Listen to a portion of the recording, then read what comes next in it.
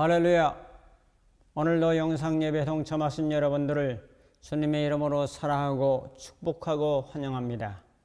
오늘은 요한복음 4장 16절부터 26절의 말씀을 가지고 삶의 리듬을 타세요 라고 하는 제목으로 말씀을 증거하겠습니다.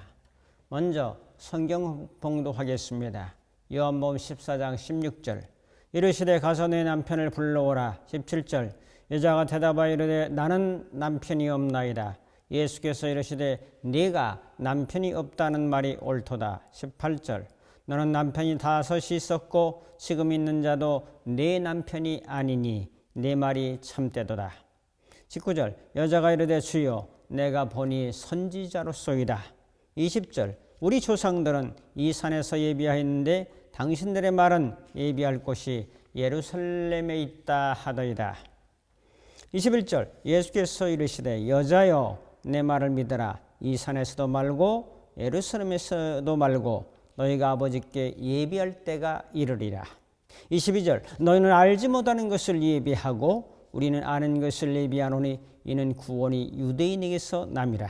23절 아버지께 참되게 예비하는 자들은 영과 진리로 예비할 때가 오나니 곧 이때라 아버지께서 자기에게 이렇게 예비하는 자들을 찾으시느니라.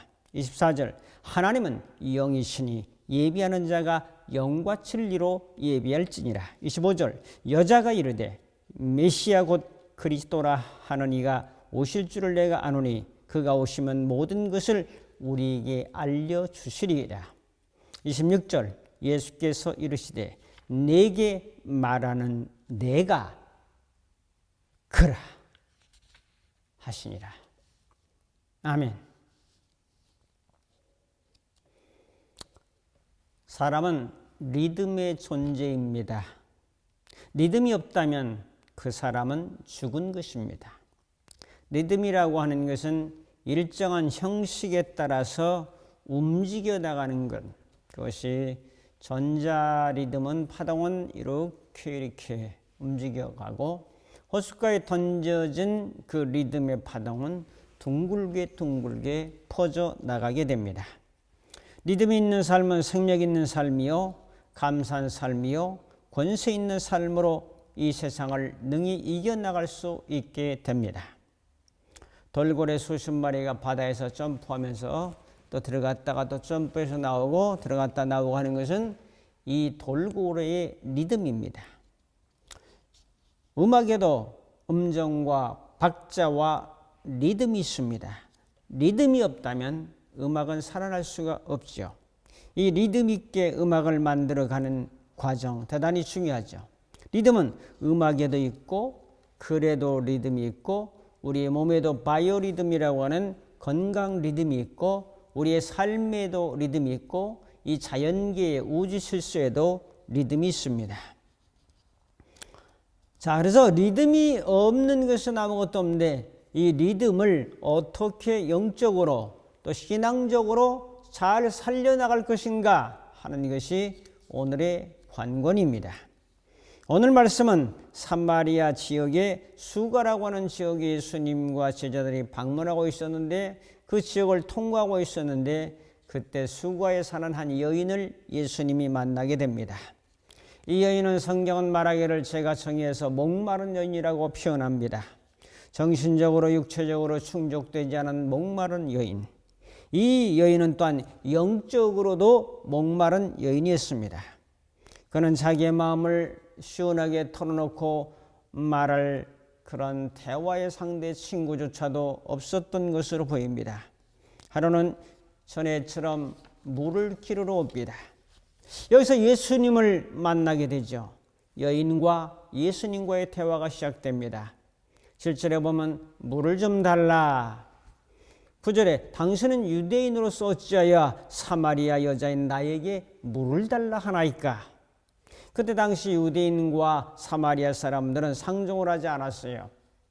자, BC 722년에 사마리아가 망하면서 저 아수르에 망하면서 아수르 군대 사람들을 이곳으로 이주해서 그 사마리아 사람들하고 결혼해서 혼혈족이 되고 말았습니다.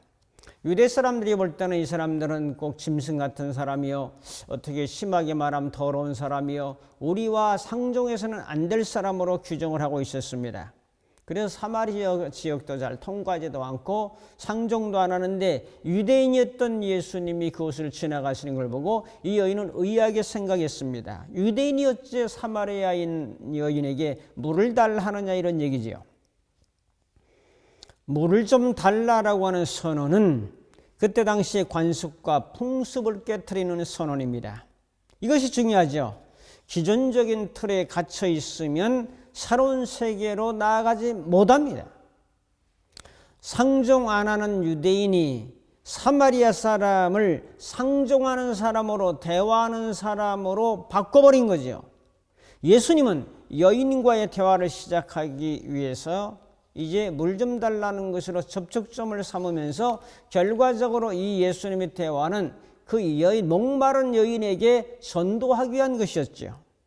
일반적으로 사람들과의 대화는, 남자와 여자의 대화는 이성적인 호기심을 갖는 대화가 많은데, 예수님은 그런 것이 아니고 이제 영적인 생수, 목마르지 않는 생수, 배에서 솟아오르는 생수를 소개해서 그 생수의 주인이 바로 예수님이고, 이 생수의 주인 되신 예수님을 믿을 때에, 받아들일 때, 그분의 진리를 신뢰할 때에 그런 생수가 솟아나는 목마르지 않는 삶을 살 수 있게 해주겠다고 하는 약속의 말씀을 여기서 하고 계신 거죠.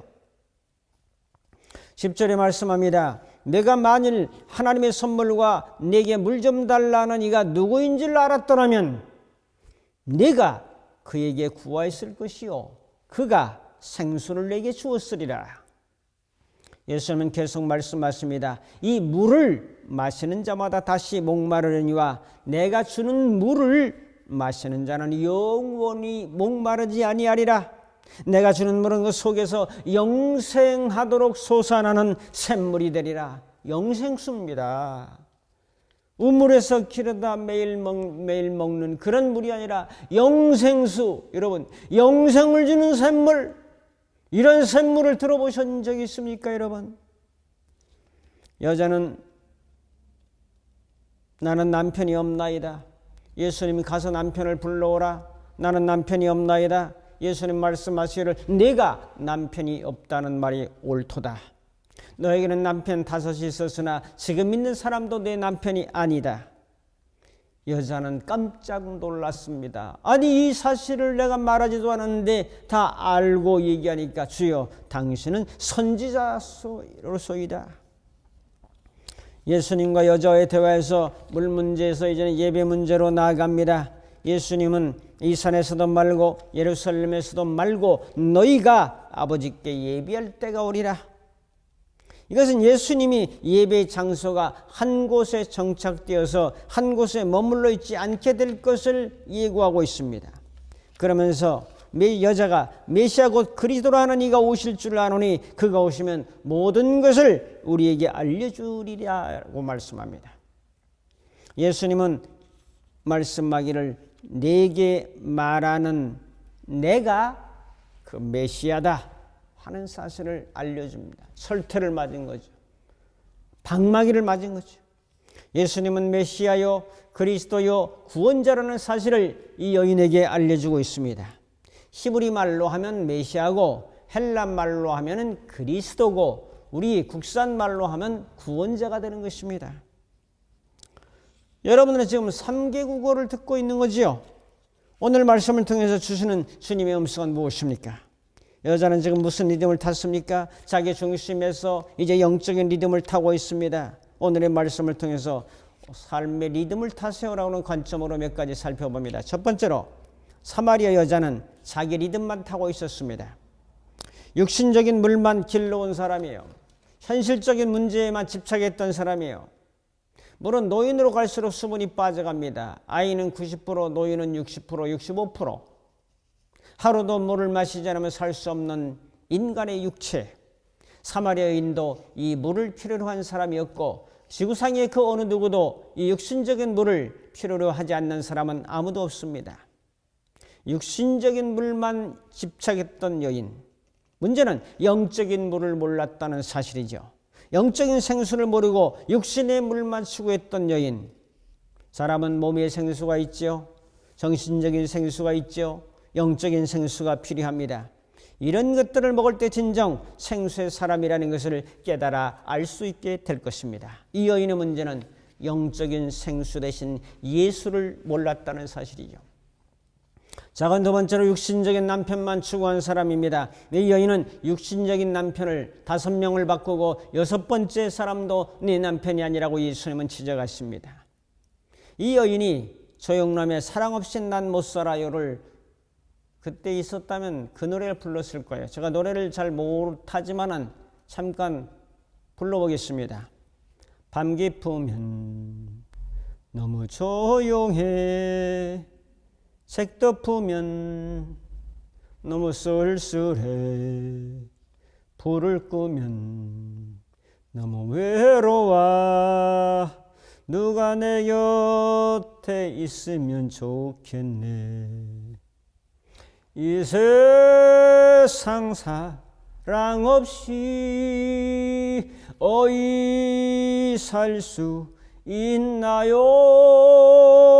다른 사람 몰라도 사랑 없이 난 못 살아요.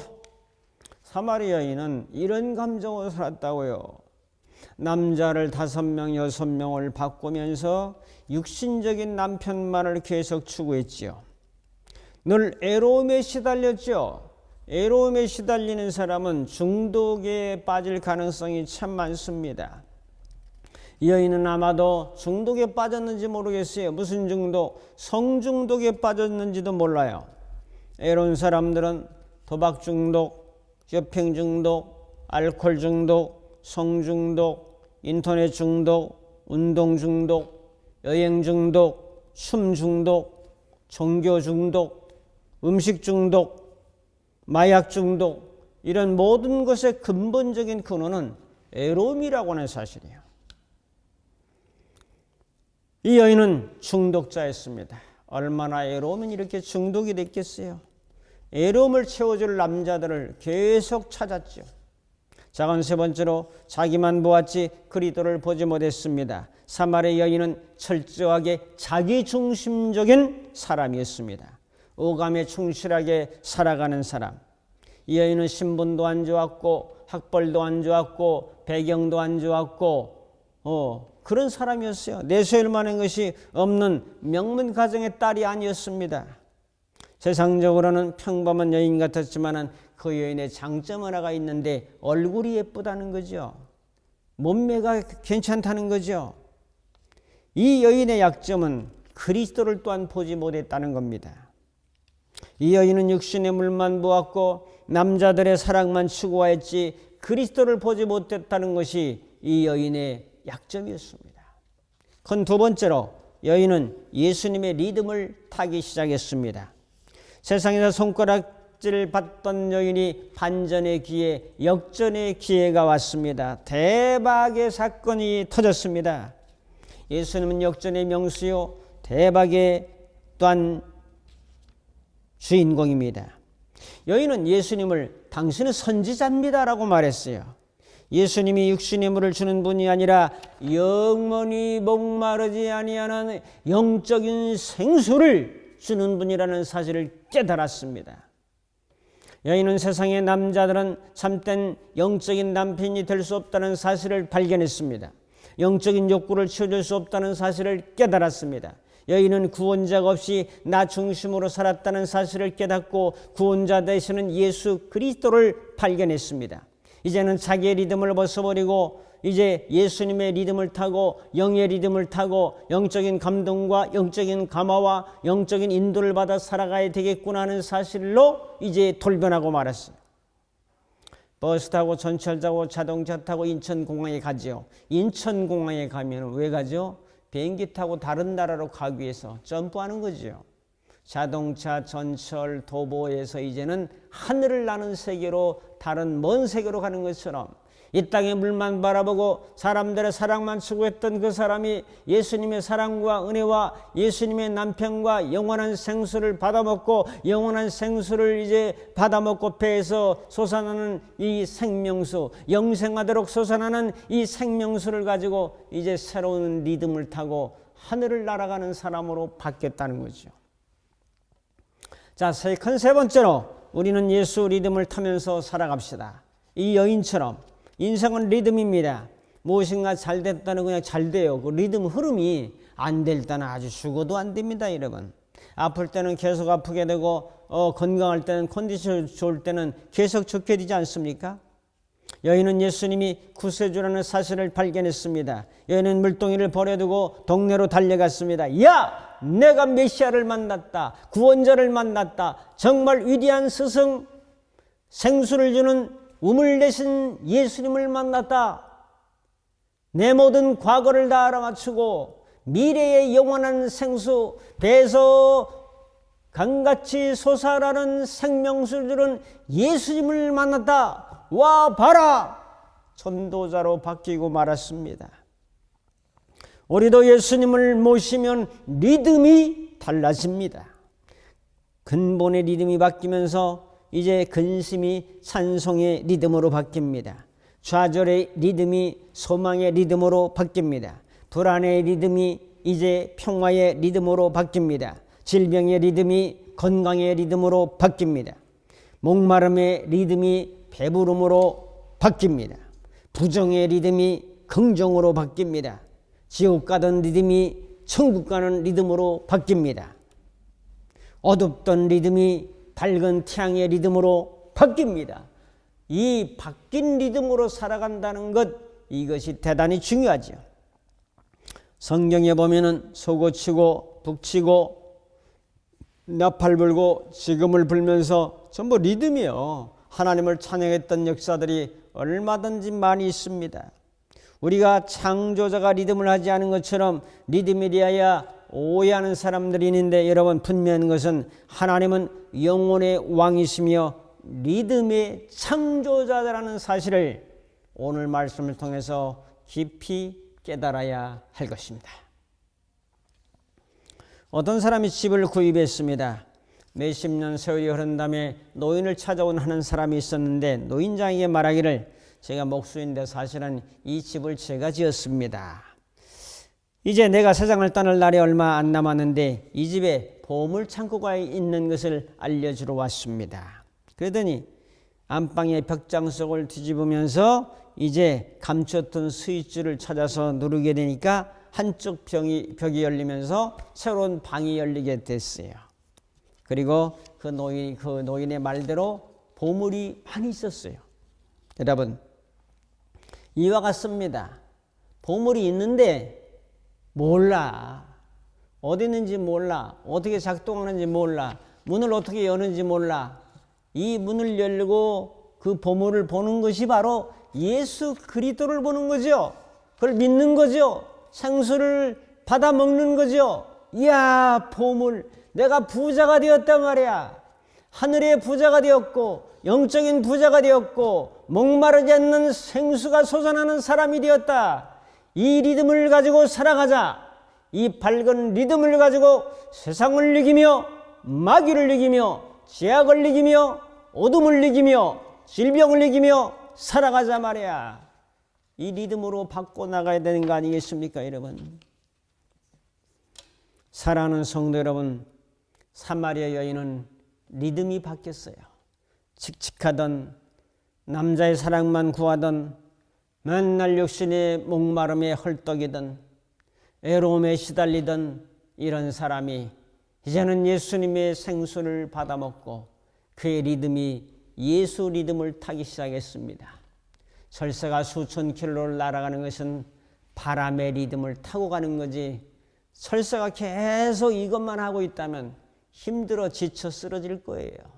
내 힘으로 내 능으로 하는 것이 아니라 바람을 타야 하듯이 예수의 바람을 타고 성령의 바람을 타고 예수의 리듬을 타고 성령의 리듬을 타고 걸어가게 될 때 이 세상이 그렇게 힘든 것만은 아니라는 사실을 깨닫고, 이 여인은 결국 예수 만나고 나가서 물동이를 버려두고 영적인 생수의 소개자가 되었던 것처럼 여러분들도 이런 믿음을 가지고 영적인 소개자, 예수 소개자, 예수 전달자, 예수 중개자, 예수 남편을 소개해서 정말 목마른 여인처럼 살아가는 그들을 구출해서 하나님의 자녀로 만들고 여러분도 바라고 원하기는 리듬을 타고 사세요라고 하는 것처럼 예수님의 리듬, 성령의 리듬을 타고 이 거친 세상의 바람처럼 철새가 바람 타고 날아가는 것처럼 그런 가벼운 감성과 가벼운 마음을 가지고 사셔서 하나님께 영광이요 여러분의 삶 속에 밝은 은혜가 함께 하시기를 주님의 이름으로 축복합니다. 기도하겠습니다. 고마우신 아버지 하나님, 사마리아 여인이 무거운 인생의 짐을 내려놓고 자기의 리듬을 가지고 힘들게 살아갔던 삶이 바뀌어서 예수 리듬을 타고 이렇게 전도자가 되고 기쁨과 감격과 생수의 은혜를 체험하는 것처럼 이런 은혜를 우리 모두에게 허락해 주옵소서. 예수님의 이름으로 기도하옵나이다. 아멘. 축도합니다. 이제는 우리 주 예수 그리스도의 무한하신 은혜와 하나님 아버지의 극진하신 사랑하심과 성령님의 감화 감동 인도 충만 교통하심이 오늘의 말씀을 듣고 예수 리듬을 타고 믿음으로 전진하기로 결단하는 모든 심령들 머리머리 위에 저들의 가정과 섬기는 교회와 이 나라의 민족과 전 세계 위에 이제부터 영원토록 함께 있을지어다. 아멘.